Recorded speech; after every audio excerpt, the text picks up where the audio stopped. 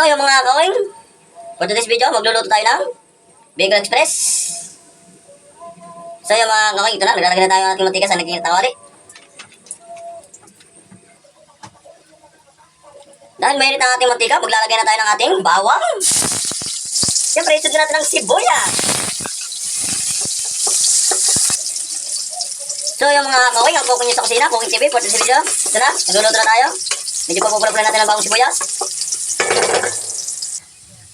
Dahil mapula na ang ating sibuyas bawang, maglagay natin ng ating karne.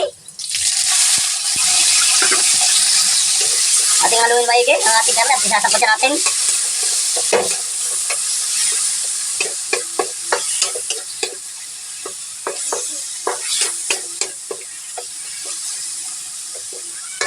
Yan ang mga kawing, hintayin natin lumabas ang kanyang katas.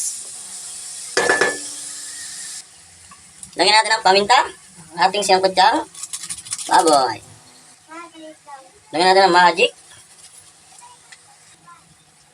So yung mga kawing, lumabas ang kanyang katas, maglalagay na tayo ng pangalawang katas sa ating baboy upang ating mapalambot muna ang ating baboy bago natin timplahan ng iba-ibang ingredients. So yung mga kawing, hinahalo-halo natin ng bahagi ating baboy. At hintayin natin lumambot.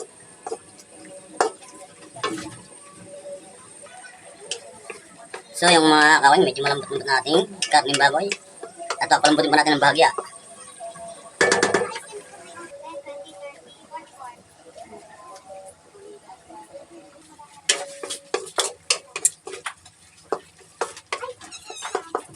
Medyo malambot-lambot na to.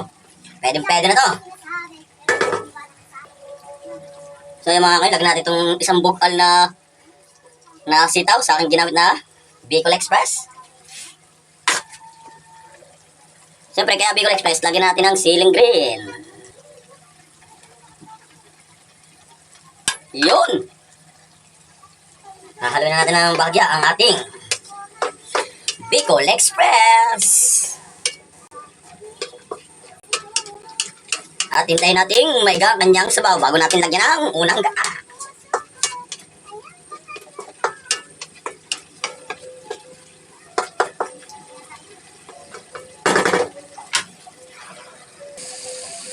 So yung mga kawing, paikutan natin ang Bicol Express, hindi talim yung hula.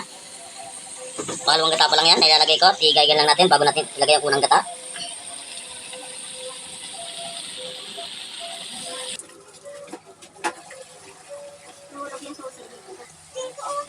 So yung mga kawing, lagyan natin ang ating unang gata dahil ka ng ating sabaw ng pangalawang gata. Maglagay na tayo.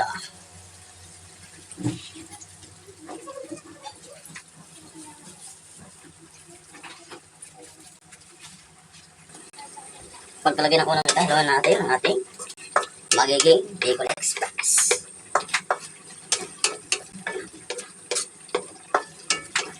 Ubus na naman ng kaning lamig.